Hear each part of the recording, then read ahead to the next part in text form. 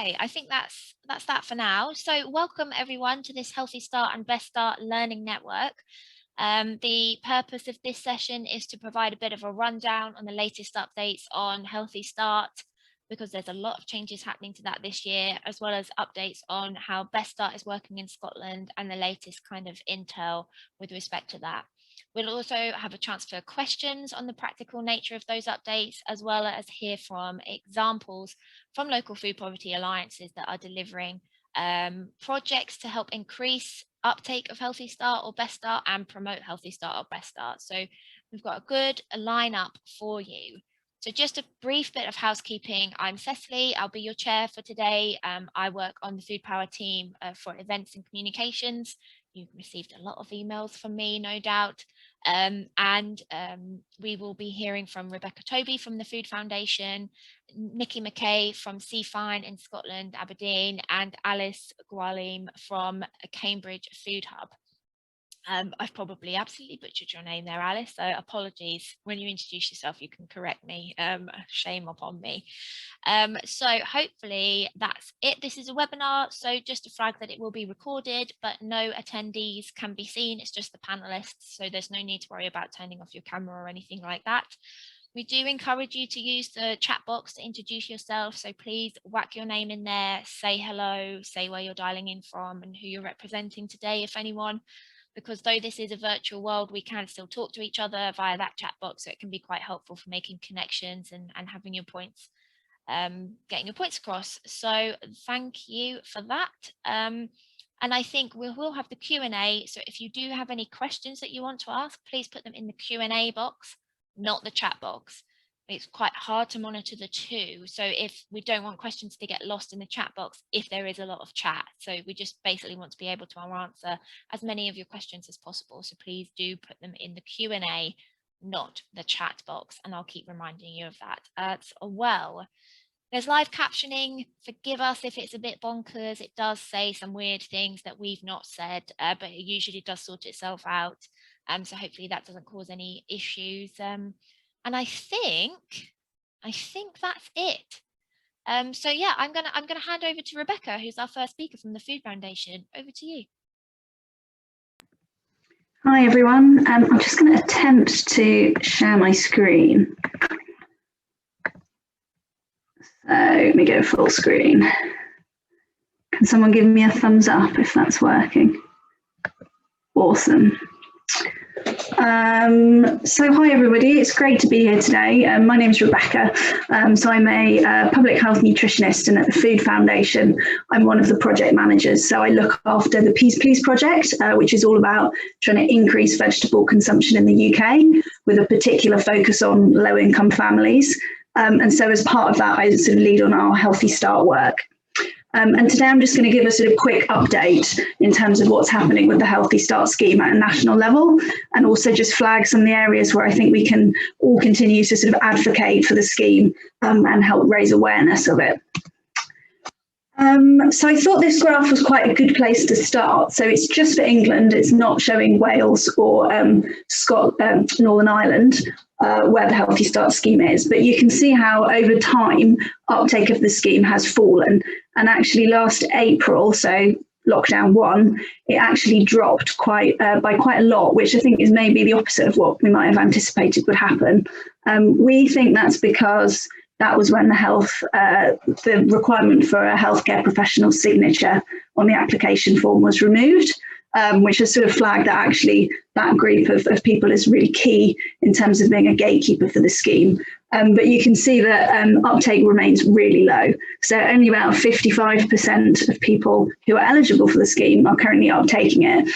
And I have to say that's pretty similar across Wales and Northern Ireland. So that means there's several 100,000 families who are eligible but are not currently receiving it.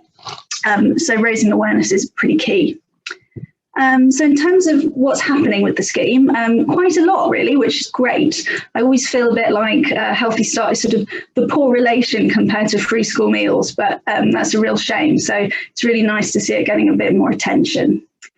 So probably the main thing to say is that the value of the voucher increased this April from £3.10 a week to £4.25, which is the first time in over a decade it's increased. So that's a really positive step. The scheme is also currently being digitised. So even though the Department of Health have strategic oversight of the scheme, NHS Business Services Authority are responsible for implementing digitisation and the sort of back end of things. So this is currently in process. So far they've launched new branding. There's an updated website, but basically in phases between sort of now-ish and October 31st, the scheme will be digitised. So that means that the application form is going online, so that will be an online process, and the paper vouchers are being phased out with a prepaid card that will basically work much the same way as a sort of standard debit or credit card does. So people will just be able to tap or swipe or what have you when they're redeeming the funds. The other sort of change, I guess, or sort of new things to the scheme is that I'm sure most of you saw part one of the National Food Strategy last year, and Healthy Start was actually one of the sort of three main recommendations around safeguarding children's health and nutrition. And following that, so the National Food Strategy called for retailers to really lean into the scheme and support it. So following that, 7 UK retailers ran value add offers. So that was usually either top up or discount, frozen veg, for example, to sort of top up the value of the scheme in that interim period between last September and the value of the voucher going up. So because Healthy Start was one of the recommendations in the National Food Strategy, it was also one of the 3 asks in the Marcus Rashford End Child Food Poverty Task Force petition. So there was a lot of campaigning towards the end of last year. So Marcus Rashford's recent Full Times Meal campaign is very much intended to sort of be loosely pegged to Healthy Start and help raise awareness. So I'm sure many of you have kind of already seen some of the ads, etc. But essentially what this is about is it's a way of building cooking confidence and helping families to get the most from kind of low cost foods, lots of which are included as part of the Healthy Start scheme. So here's a few of the ads. And just to add a little bit more detail, so basically the idea is that every Sunday a new recipe is dropped on Instagram. And you can't quite see it here because of my shoddy copy and pasting, but at the bottom of each recipe, it does signpost people towards the Healthy Start scheme. So it's intended to just keep trying to raise awareness that the scheme is out there.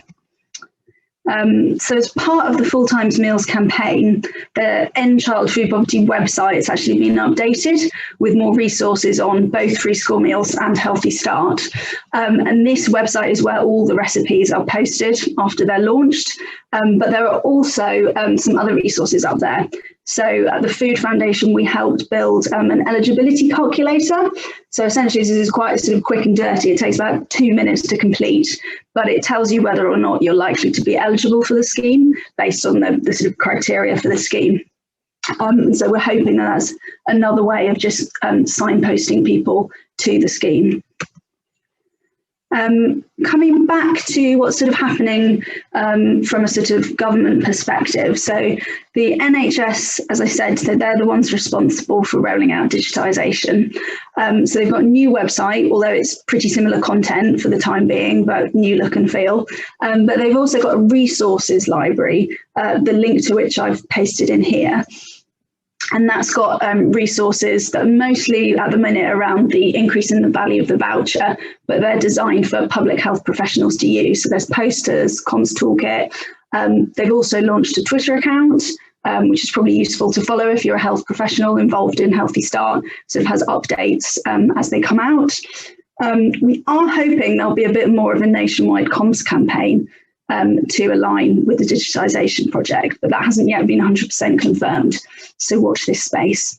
And here is the resources library. So you can see, I gather the idea is that as new resources are developed, things will be uploaded onto here. So for example, the toolkit for retailers, or those that accept the vouchers, and these resources that are currently up here at the minute are around the value increase.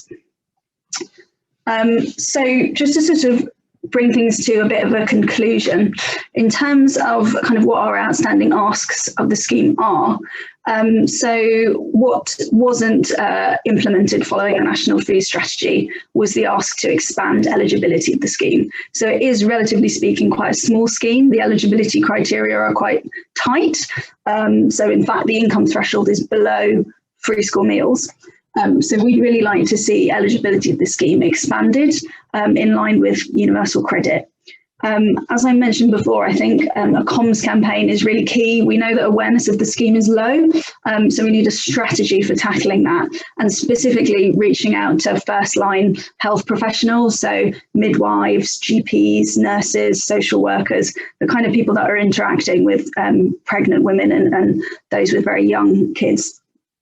We'd also really like to see the retailers sort of extending their support of the scheme through value add offers and so on. It's looking likely that one retailer, I can't mention who they are yet because it's embargoed, but they're a discounter, are likely to extend their offer until the end of August. But it's slightly tricky just because once the prepaid card comes in, obviously one of the massive benefits is that it's going to reduce stigma, but it does mean that it makes it much harder for retailers and cashiers to identify recipients, and so there's just a few sort of technical niggles to be worked out there. It's also probably worth flagging that we were promised a consultation on Healthy Start in a previous childhood obesity chapter, and that has sort of slightly disappeared off the radar, but it was promised quite a few years back. And I think just to finish, I think there are still lots of ways for us all as public health professionals to try and drive awareness of the scheme. We obviously need government support and a sort of joined up strategy, but there are still lots of things we can be doing to raise awareness, I think. And I think I'll just finish with this slide, which is from a survey that the NHS ran with a sort of sample of Healthy Start recipients. And you can see here that far and away, the most common channel through which people heard about Healthy Start was midwives and health visitors. So actually, at the minute, Food Foundation, along with Sustain and a few other organisations, we're trying to build relationships with people like the Royal College of Midwives and the Institute of Health Visitors to really try and make sure we're reaching those people. I think that's it from me. I'll stop sharing. Wow, gold star, Rebecca. My timer just went off for a 1-minute warning. You smashed it. Congratulations. Yeah, thank you so very much for that. I mean, yeah, there's quite a few changes that are happening to Healthy Start over the next year, so it's easy to completely lose track of what's going on. So that was really helpful. Also just a flag that if you are working on Healthy Start and you fancy talking to other people that are on Healthy Start and bouncing ideas around them,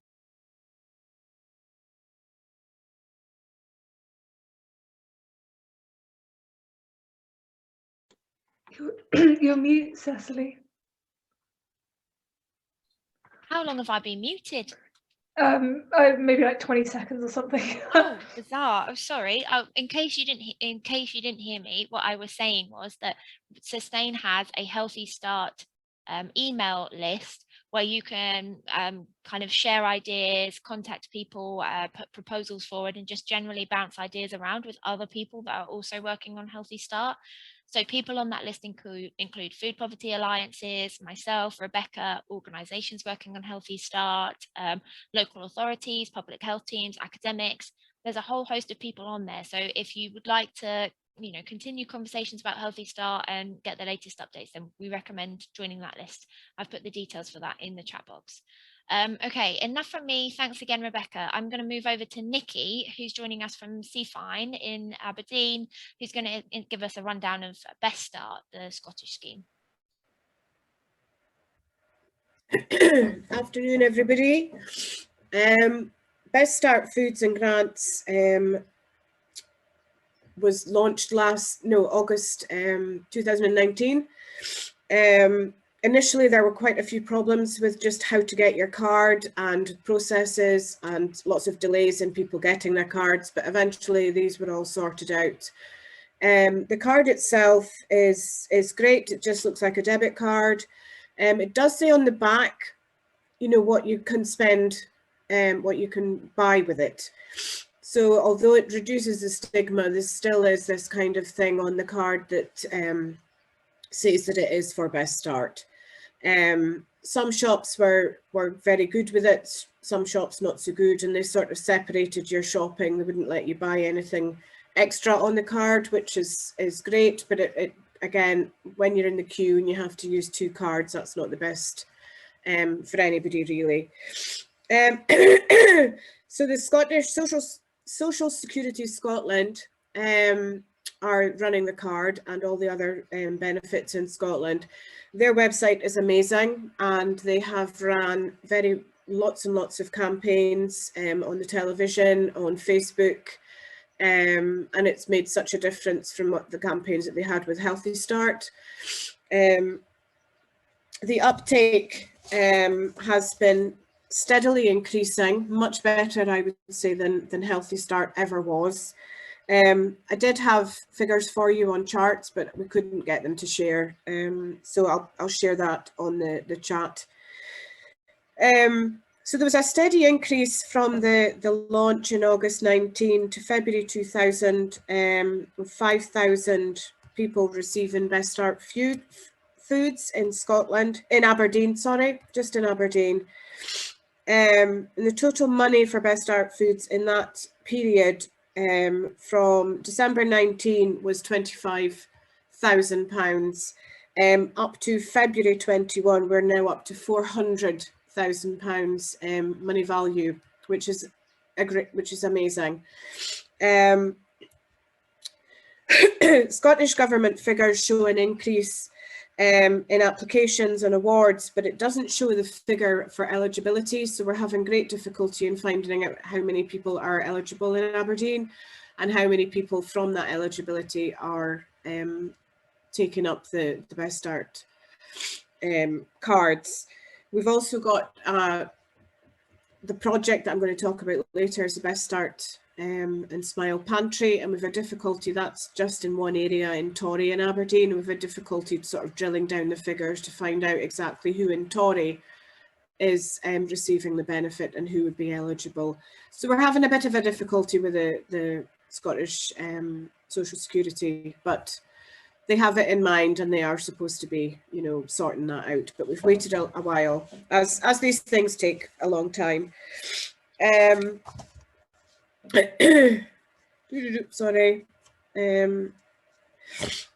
So will I just go on to the pantry just now, Cecily? Or do you want a Q&A or? I think we'll just do Q&A about practical questions for the changes, if that's all right. The biggest problem that they had was the timescales for the Best Start cards, that people were told it would take 6 weeks to get their card. And that was from a sort of automatic signing on. Once they came off their Healthy Start vouchers, they would automatically get their card. This didn't really happen. And I'm hoping that, you know, Scotland's ironed out all the teething problems.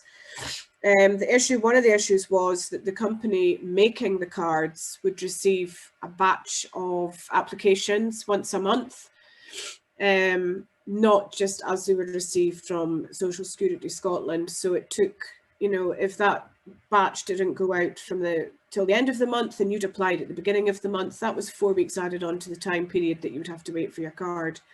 So that was the biggest difficulty.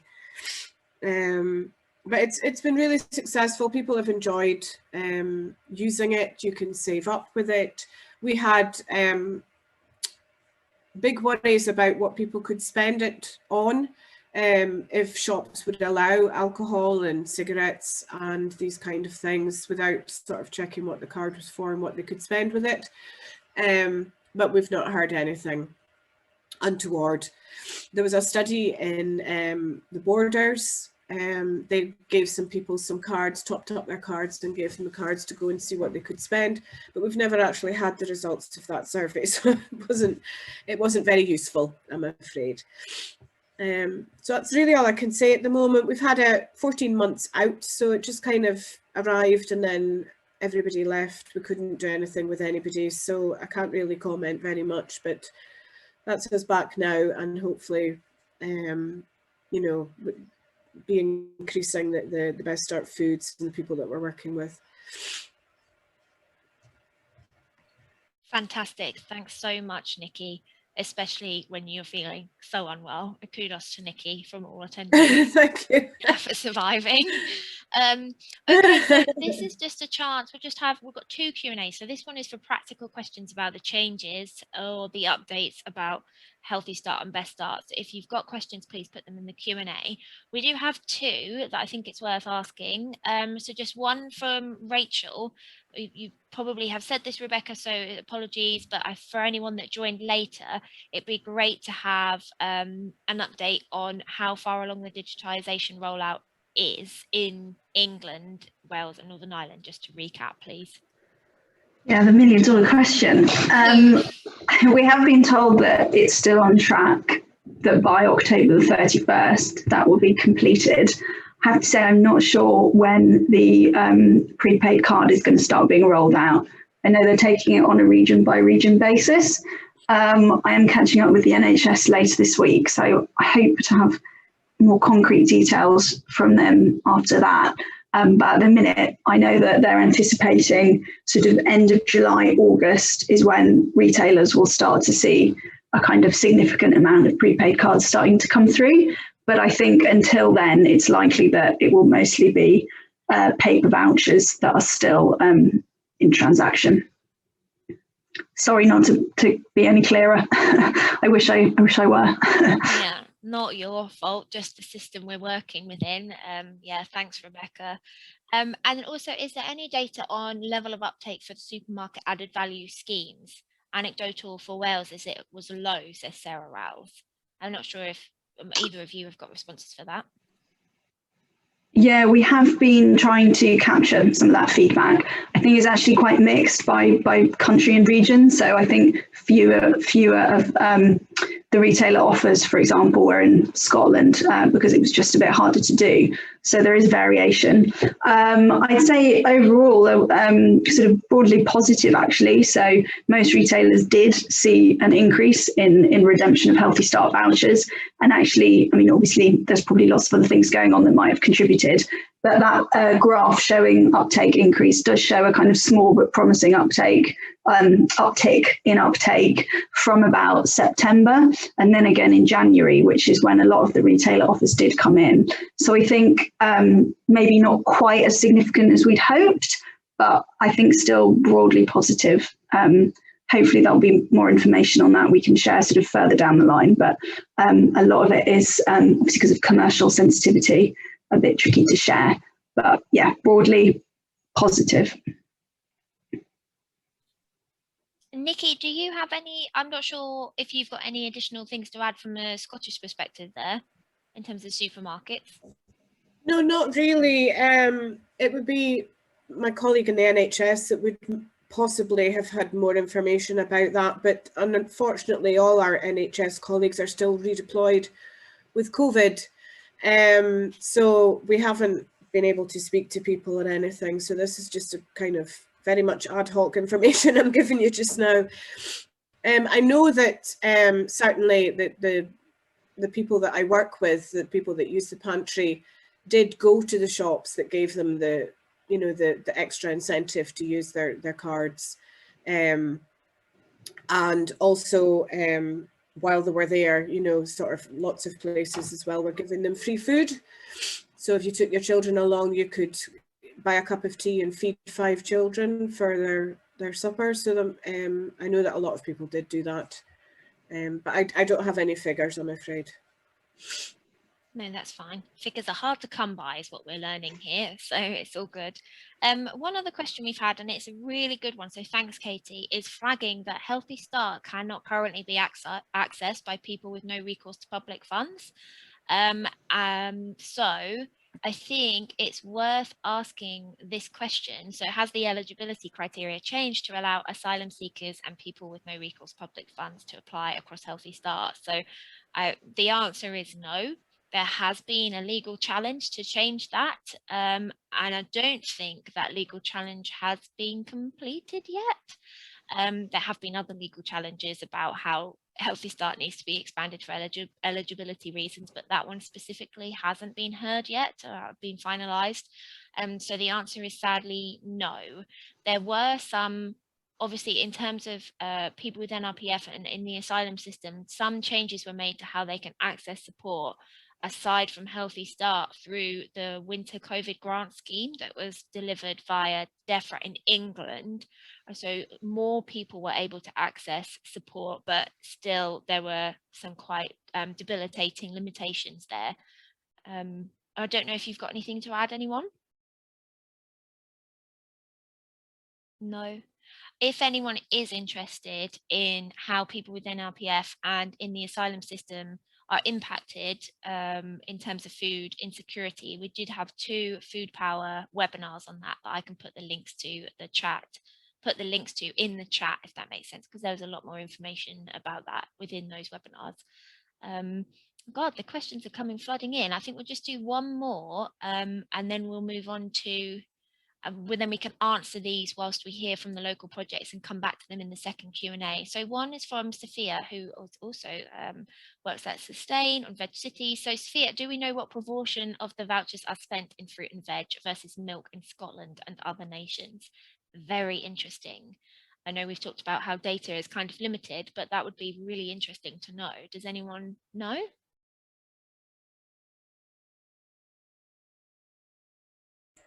I know certainly in Scotland, I don't have any figures or anything or any official facts, but I do know that the ladies that I work with, the families that I work with, tend to use it more for the milk, powdered milk and fresh milk rather than the fruit and vegetables. I don't know why, but presumably because it's, you know, the formula particularly is more expensive, and we have issues with people managing to cook. That's part of our project that I'll discuss in a minute. I can just quickly add to that. I think part of the reason it's often associated with milk is it previously was almost a milk coupon scheme, certainly in Northern Ireland, and I think some of that has carried through. Interestingly, the data that I have seen from those retailers who have shared some information on us on how the value add offers were received, actually there was an increase in the proportion of baskets that was fruit and veg. So it doesn't appear as though necessarily all the products that were going through the basket were formula or milk. There was a good amount of fruit and veg in there. Thanks both. And I see in the chat box that I can't see the name, unfortunately, but a survey in Bristol by Bristol University a few years ago found around 15% was spent on fruit and veg. So that's good.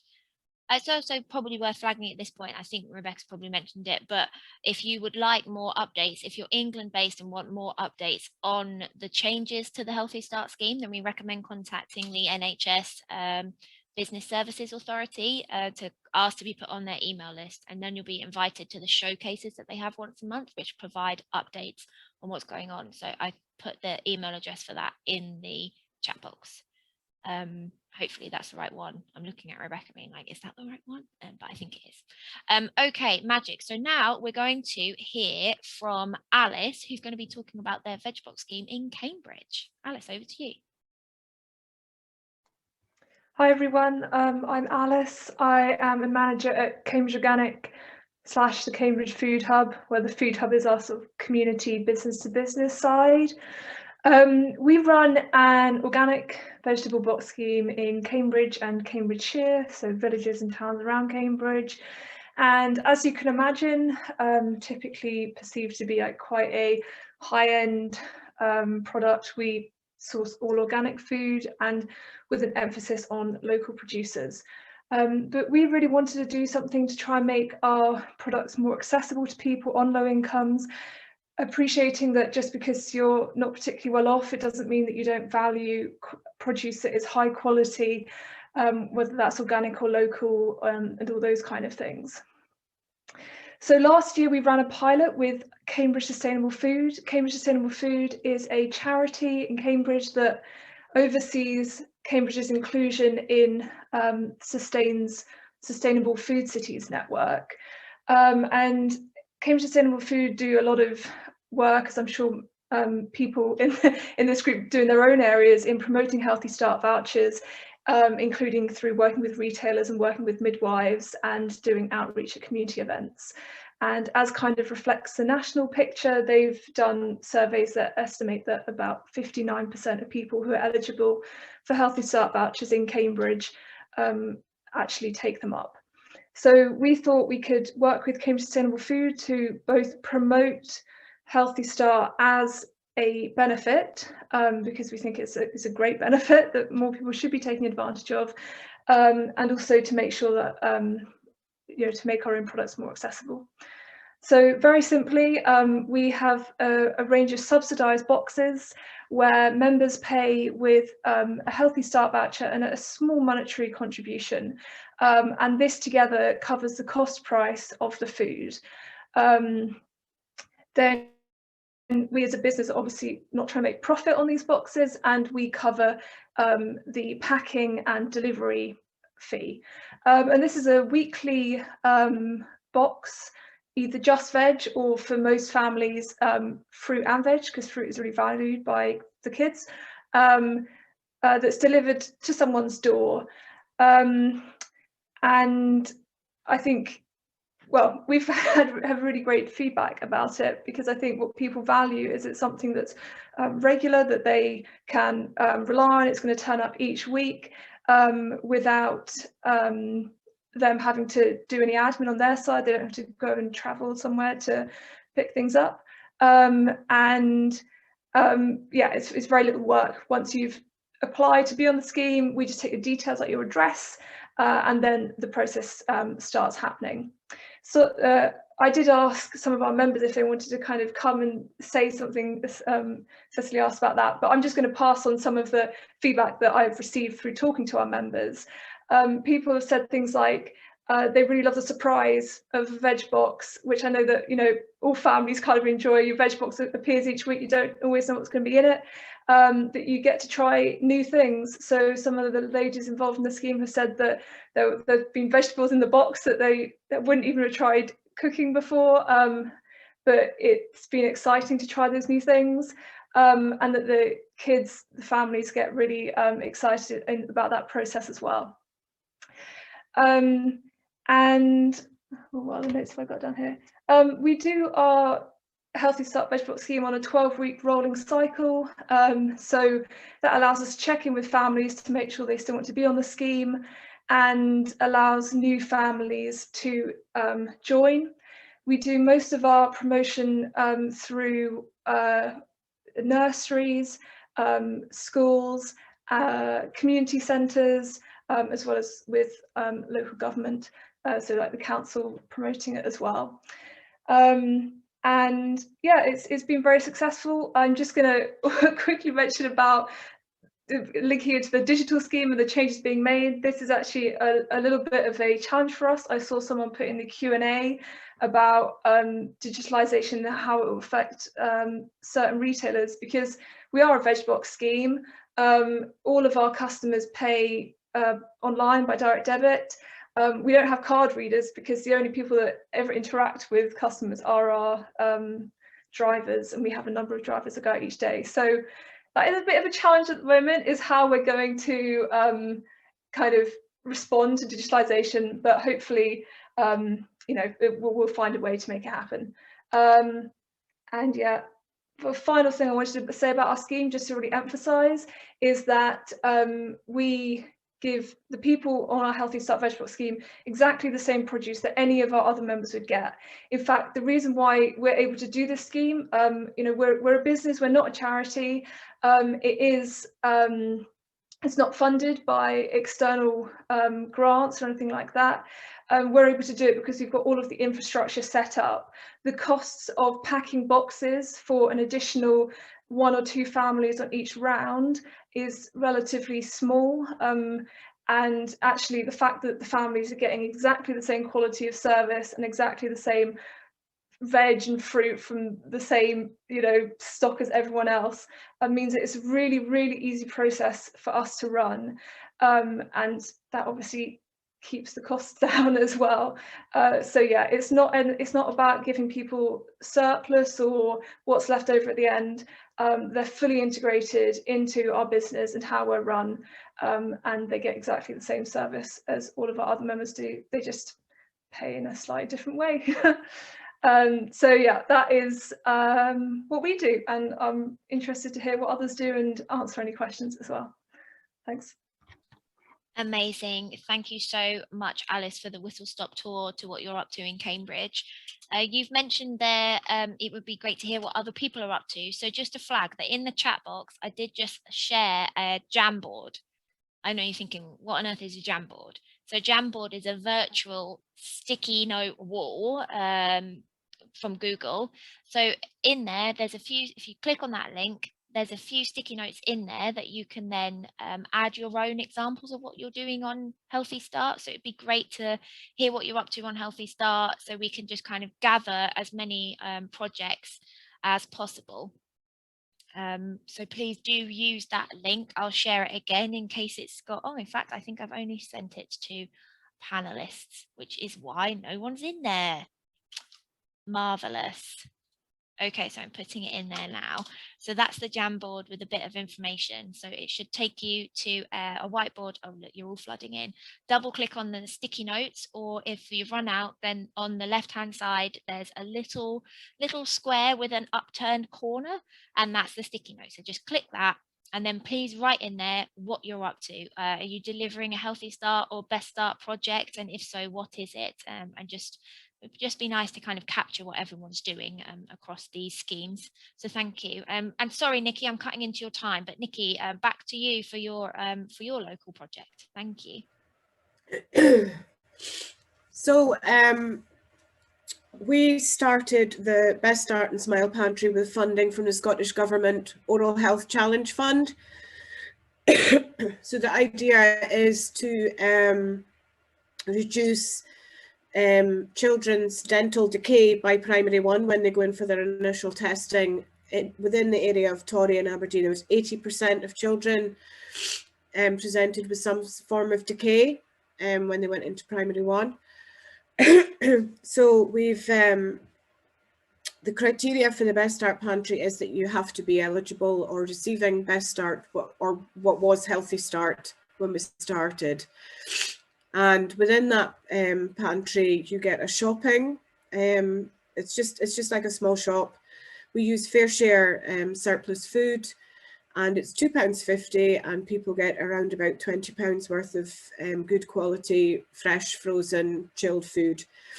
Actually, one of our shoppers 2 weeks ago did a shopping, and we had some fantastic produce, and her shopping actually came to £34 and 33 pence for £2.50. She had salmon, steak, just loads of lovely goodies. That doesn't happen very often, but you know, it can do, so it can be a real treat. So the Best Start Pantry is all about healthy eating, healthy choices, and we provide cooking classes, which post-COVID, we're now going to be doing virtually. We've also provided iPads for people through a different fund so that they can access the cooking classes at home. We have speakers come in on different topics, you know, smoking cessation, gynecological cancers, and just general health. Child Smile that works in Scotland come in and do discussions on how to clean your teeth, how to eat healthily, when to eat your sweeties and when not to eat them. There's quite a science behind sweet eating without getting decay. And we have a cozy room, which is a coffee bar, and people come in, and it's generally mums. We have got a couple of dads. They'll come in a morning, and some of them sit for around about 3 hours, just have a chat with people in the room. It's become quite a little community in itself. Lots of people have come out to their bucky, as we say in Scotland, opened up, you know, with their problems. We've also got the SAFE team comes in and helps them to look at finances and are they on the right benefits, etc. NHS were coming in initially and helping people with their applications for their Best Start food cards, and we have community members come in and signpost people into different areas of things that are happening in the community. Literacy, you know, classes, or just, I don't know, musical instruments, or, you know, community centres and community play places for children and things like that. So yeah, it was going really well, and we had a very good group. I don't know what's happened. My screen's gone. There I am. A very good group of mums that gelled well, and post-COVID they have kind of come back, and we're looking at going out and about, and instead of coming into the building, because we're still closed to the public apart from the pantry, we're thinking of having information sessions, etc., in the park. So yeah, it's I mean, primarily it's about Best Start and teeth, and it's just all about every benefit that you could possibly get from just people coming together, like-minded people who are suffering from food poverty, coming together and giving each other ideas, and just a listening ear and a cup of tea. The uptake of the Best Start card within the pantry has increased. Again, don't have figures because we've kind of everything just stopped, but many people that didn't know that it was a thing, they've, you know, applied and they've got it. Lots of people changing their jobs or going on to universal credit, and we've helped people to get their Best Start cards. We started a scheme within the pantry as well that they could order their fresh fruit and vegetables, eggs and pulses from our fruit and veg enterprise. So they would come in, have their cup of tea, put in their order for their fruit and veg, go and do their shopping, and then their veg order would be ready for collection on their way out. One thing that we have had to do, because the Best Start is on a card, is we've had to get card readers. Again, we applied for funding for that, and we got 6 card readers that have just been amazing. And during COVID, we've been doing fruit and vegetable deliveries, and the card readers have gone out with the drivers so that people have been able to continue to use their Best Start Foods card to get their fruit and vegetables from us, and their debit card if they're just a normal customer. So that's an idea for you, Alice. So yeah, that's where we're at the moment. The project is resuming, as I said. We've now got 72 members that come and shop regularly.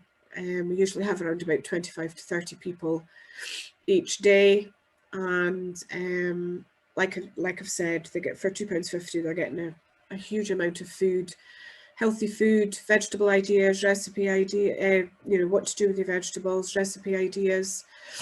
And like Alice was saying, you can get some weird and wonderful things. And through FareShare, we tend to get, like, you know, thousands of celeriac or mangoes or whatever, and we will give people ideas what to do with those. And we have the kitchen upstairs, so sometimes we'll go and cook things, and people can taste the different products that we're giving out so they can try them at home. Fantastic. So much going on at the small pantry.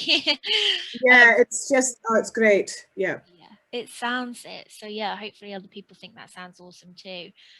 Just to flag, in the Jamboard, if you've written something in, please do say where it is so we have a rough idea of geographical location, because that's helpful just for other people. You might be neighbours.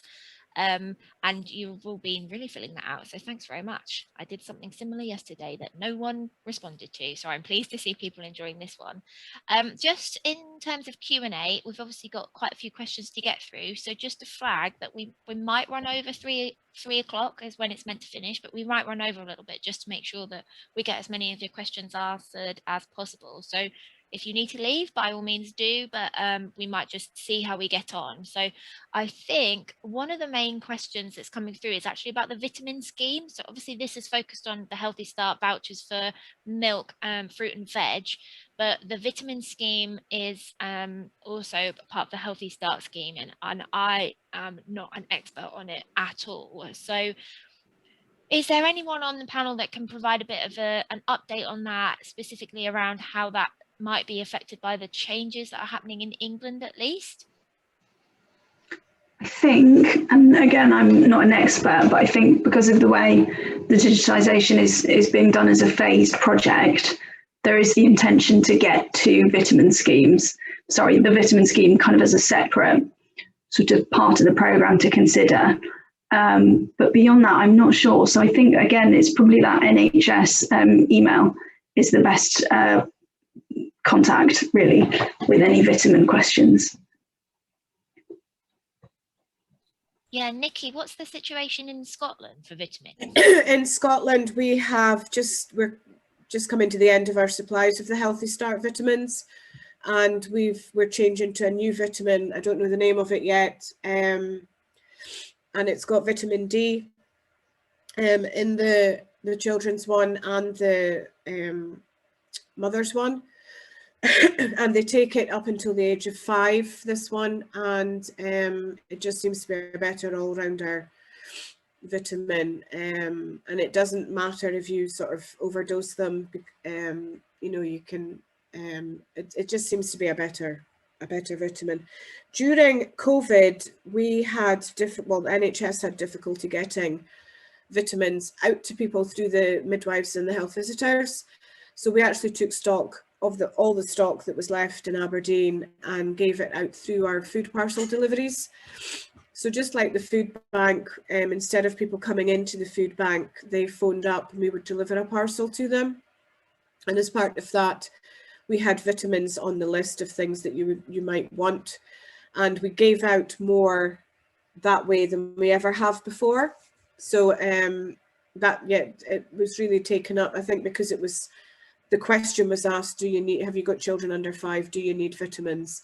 And people were like, yeah, actually I do. I don't have any. And even newborn mums with newborn children and everything weren't receiving the vitamins because they weren't getting the same visitations. So it's been very successful. We are hoping to get the new vitamin next month, and then we'll just see how that goes. But now that we're back to people coming into the building, the amount that goes out might reduce. We do have them on show within the pantry, and people are encouraged to take them, but not all do.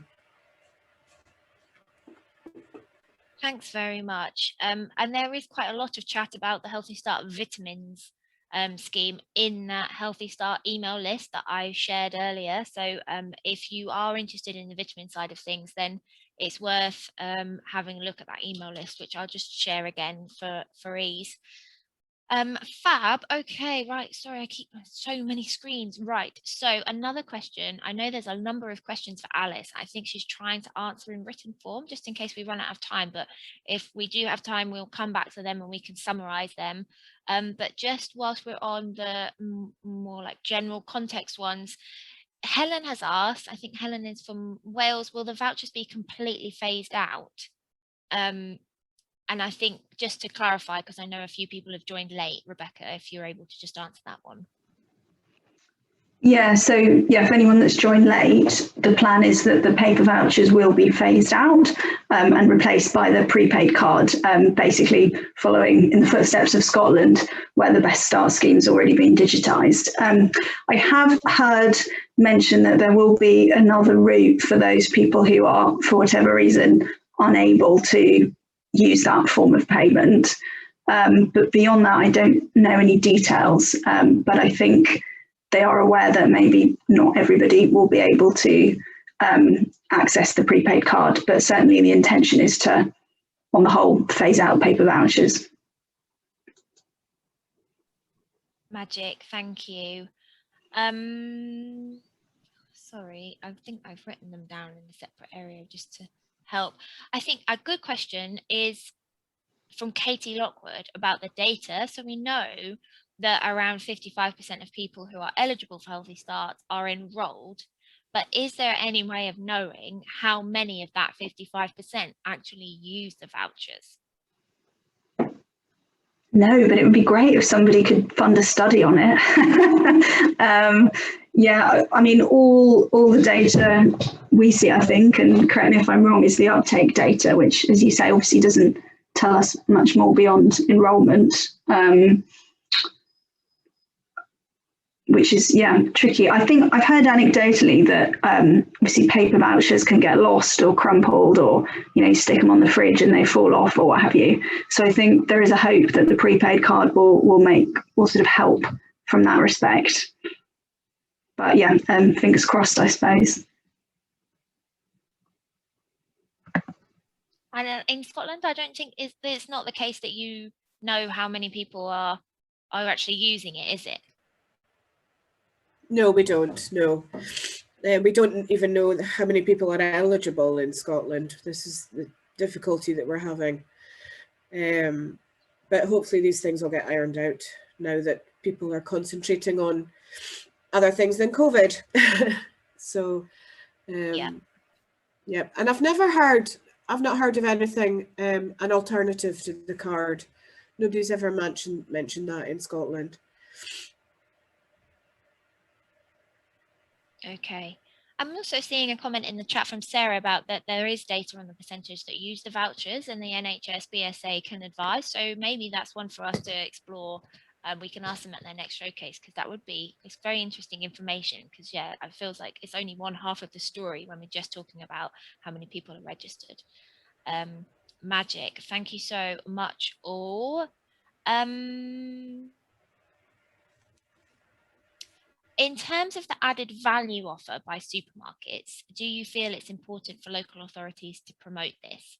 Because though it's good, it feels like it might be problematic for local authorities and I guess some charities that are working to tackle food poverty, and then not all supermarkets pay a real living wage, to promote that kind of scheme. Like, what are your views on that, and where it fits within the wider responsibility for this work? And I guess that question is probably for Rebecca, sorry, and anyone. Yeah, it's a good question. I mean, I think just to clarify, most of the offers have now come to an end, and we're very much in the context of COVID emergency, sort of going into the autumn and winter in lockdown 2. So it was a direct response from the retailers to the recommendations in the National Food Strategy to kind of incorporate Healthy Start as part of their support of, you know, COVID emergency food programs and schemes.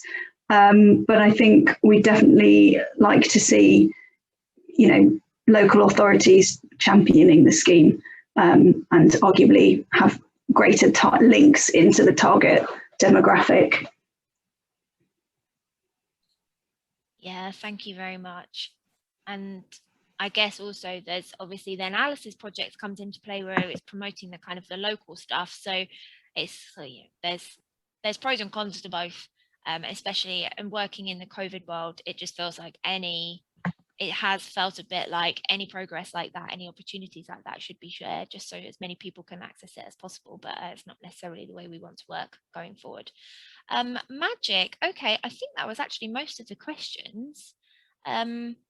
Just to flag that Esther has asked if there's any data on uptake of the vitamin element of the scheme, and I don't think we as a panel can answer that question.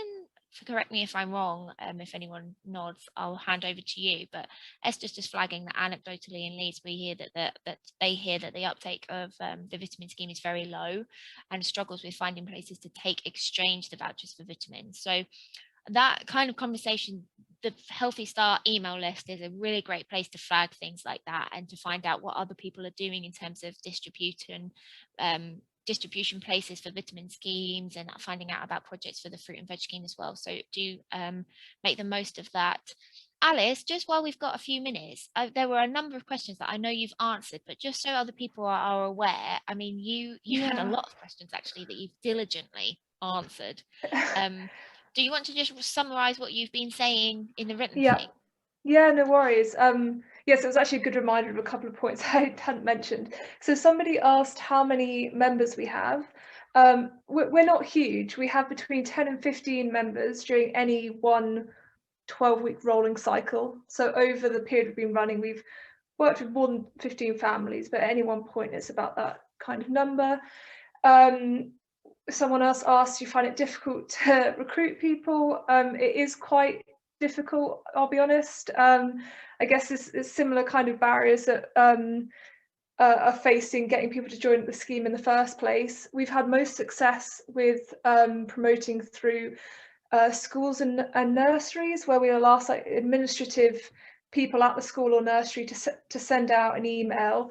And we keep it very, because we're trying to promote Healthy Start vouchers as well, we ask it to be kept quite general. So these are the criteria, as opposed to, do you get Healthy Start vouchers, when people may be eligible but don't get the vouchers. And I think that's because people trust, they already get emails from their school or their nursery, and they kind of trust the administrative team that's sending them. And then there was a question about, would you be able to continue sustaining if more people were interested? And I said that we would be very excited if more people were interested, because we are putting a lot of effort into promoting the scheme, and sometimes seeing success and sometimes not. So in terms of kind of funding more places, as a business, we've committed to funding a certain number of places that's kind of proportional to other, full paying, what I'm trying to say here, members that pay the full price. And as a business, we have been quite successful in the past year because of more people wanting to have home deliveries. So we'd like some of that success to go into helping people who are on a lower income. So we'd definitely be up as a business for funding more places.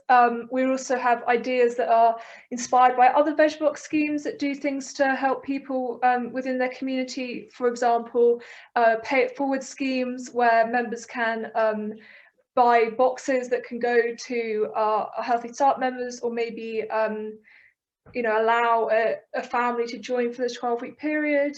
And I know that other VegBox schemes do things like when you go on holiday, instead of kind of taking a break from paying for your boxes, during that period the boxes can go to can be donated or go to a family that might need them. So we do have ideas about how we could expand the scheme, but at the moment we're very much focusing on promoting it and getting more interest.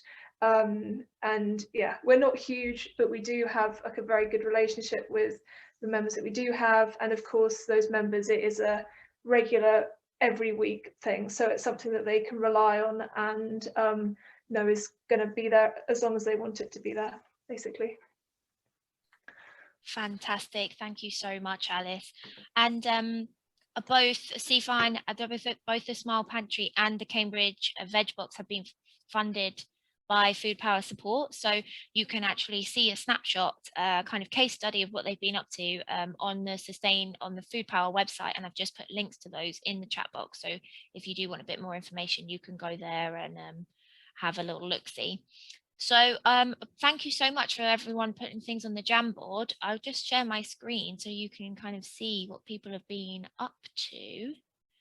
And yeah, so there's loads of stuff. Thank you so much. So we've got community distribution of vitamins, which is one of the things we've talked about, getting markets involved to accept the vouchers, using the local newspaper to help promote. And if some of these are yours and you've not put where you're from, please do go back and just add it in so we have a better idea of what's happening around the country, if you have time. Lambeth, they've got now a central point of contact to coordinate promotion by the various council services, which is amazing. VegBox scheme in Winchester City, which is similar to the Cambridge one, and I know that there's something similar happening in Leeds, which is also shown here. So yeah, there's a lot going on, so do go back to that Jamboard and have a little look-see, and obviously sign up to the email list and continue the conversation. So just to flag that the next session of the Food Power Festival will be bridging the gap through alternative retail models, which will start at 4:30 later today. And I've got the link for that here, which I'm going to put in the chat. There's lots of stuff happening in the chat, so I'll keep the session open in case you want to go back and look at anything and grab things. Feel free to. Please, I've also put details of how to spread the word on Twitter, including some of our speakers. So if you've enjoyed today, please do shout about it on social media. And just a huge thank you to all of our speakers for sparing your time. And we're sending well wishes to Nikki so she recovers from her cold ASAP. And thank you very much, everyone, for coming and spending your afternoon with us at the Food Power Festival. That's it from us. As I said, I'll keep it open in case you want to continue chatting or like continue looking at the chat box. If you do want to continue chatting with people, then we do have our online networking space called the Wonder Space, where you can go and meet people and continue talking. So do look at that in your Eventbrite email that was sent out this morning. So yeah, thank you. I'm happy to stay, but speakers, if you would like to leave, you are free.